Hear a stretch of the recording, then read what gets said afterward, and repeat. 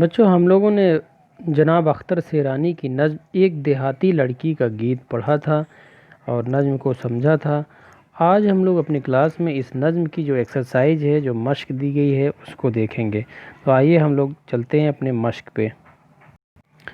मश्क में सबसे पहले कुछ मायने दिए गए हैं, जैसे लिखा है फ़िज़ा के मायने माहौल, गमगीन मतलब रंजीदा, उदास, मसरूफ़ मतलब मशगूल यानी मुख्तला होना, आहो फ़िगा करना यानी दुख दर्द का इजहार करना, गज़र के मायने घंटा, मंगल गाना यानी खुशी के गीत गाना, शिवालय यानी शिव मंदिर।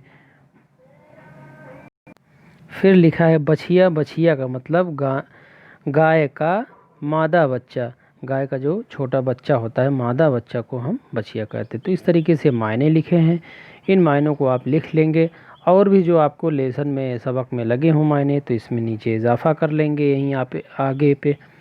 तो इस तरीके से आपके ये मायने कंप्लीट हो गए। अब हम देखते हैं कुछ गौर करने की बातें हैं ये कवायद से रिलेटेड, तो इसको देखते हैं। इस पर लिखा है नज़्म में एक लफ्ज़ जभी का इस्तेमाल किया गया है। जभी तो आवाज़ आ रही, इस तरीके से जभी एक लफ्ज़ का इस्तेमाल किया गया है। ये जब और ही का मरकब है। आपने इसके पहले भी मरकब लफ्ज़ के बारे में पढ़ा होगा। मरकब लफ्ज़ किसे कहते हैं? जब दो लफ्ज़ों से मिलकर कोई लफ्ज़ बने तो उसको हम मरकब लफ्ज़ कहते हैं। कोई दो लफ्ज़ हों और वो मिलकर एक लफ्ज़ बने तो उसको हम कहते हैं मरकब लफ्ज़। आप इसके पहली क्लास में, पीछे की क्लास में 8th में आप ये पढ़ चुके हैं। तो नज़्म में एक लफ्ज़ जब ही का इस्तेमाल हुआ है।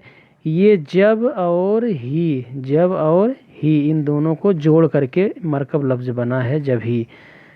ठीक है, तो इसी तरह ही के इस्तेमाल से बनने वाले दूसरे लफ्ज़ भी हैं। इसी तरीके से और भी लफ्ज़ बने, जैसे मिसाल के तौर पर कौन है?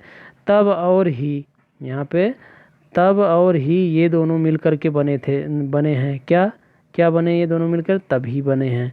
तो अब और ही मिलकर अभी बने हैं। इसी तरीके से अब और ही ये दोनों मिलकर क्या बने हैं? अभी बने हैं। तो कब और ही मिलकर के कभी बने हैं। तो इस तरीके से मतलब दो लफ्ज़ मिलकर के जब एक लफ्ज़ बनते हैं तो उसको हम क्या कहते हैं? मरकब लफ्ज़। तो आप अपने चाहे इसको एक डेफिनेशन लिख लेंगे, लिखेंगे हेडिंग मरकब लफ्ज़ है, और लिखेंगे जब दो लफ्ज़ मिल करके एक लफ्ज़ बनते हैं तो कवायद की ज़बान में उसे हम मरकब लफ्ज़ कहते हैं। तो इस तरीके से आप डेफिनेशन लिख लेंगे। फिर आगे हम बढ़ते हैं, दूसरे में लिखा है नज़्म में आहो फ़िगा की तरकीब भी आई है। नज़्म में आहो फ़िगा भी लफ्ज़ आया है।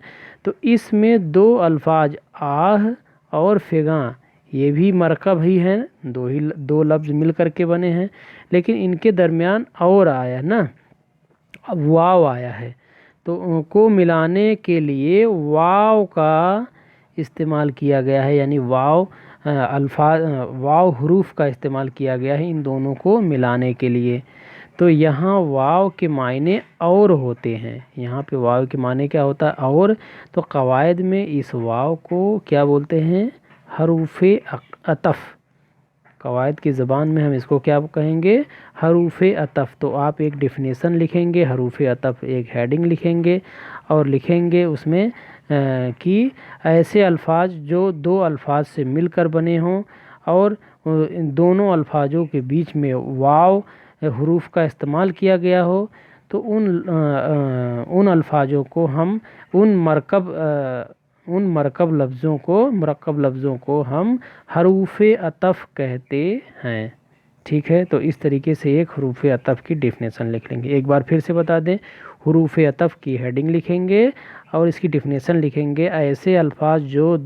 ऐसे मरकब अल्फाज जो दो लफ्ज़ों से मिलकर के बने हों और उनके बीच दोनों लफ्ज़ों के बीच में वाव हरूफ का इस्तेमाल किया गया हो, उन लफ्ज़ों को हम हरूफ अतफ़ कहते हैं। ठीक है, तो इस तरीके से आप इसको पूरा कर लेंगे। फिर आता है सोचिए और बताएं। इसमें कुछ सवाल दिए गए हैं 2-3, इन सवालों के आपको जवाब लिखने हैं।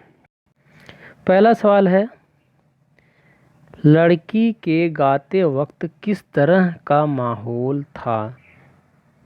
लड़की के गाते वक्त हम जवाब को इस तरीके से लिखेंगे, लड़की के गाते वक्त माहौल में, फिज़ा में, वादियों में, जंगलों पर धुआंधार बदली छा रही थी।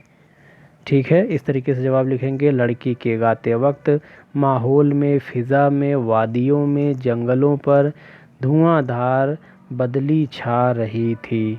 ठीक है, इस तरीके से पहला जवाब मुकम्मल हुआ। दूसरे में लिखेंगे, लड़की गमगीन लय में क्यों गा रही है। तो इसमें लिखेंगे, लड़की गमगीन लय में इसलिए गा रही है क्योंकि शायद वह अपने ससुराल में है और उसे अपने माँ बाप की याद आ रही है या अपने घर की याद आ रही है। ठीक है, तो इस तरीके से दूसरा जवाब हो जाएगा। तीसरा सवाल क्या है, लड़की किन चीज़ों से बेपरवाह होकर गा रही थी।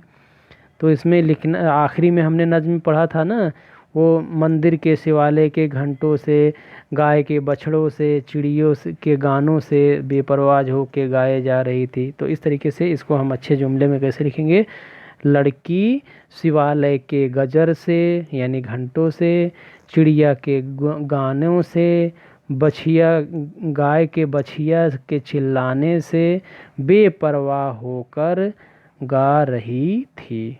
ठीक है, तो इस तरीके से ये आपके तीनों जवाब मुकम्मल हो जाएंगे। फिर है अमली काम, ये आपका प्रोजेक्ट वर्क है। लिखा है हरूफ अतफ़, अभी इसकी बातचीत हम लोग अभी इसके बारे में गुफ्तगू ऊपर किए ही हैं।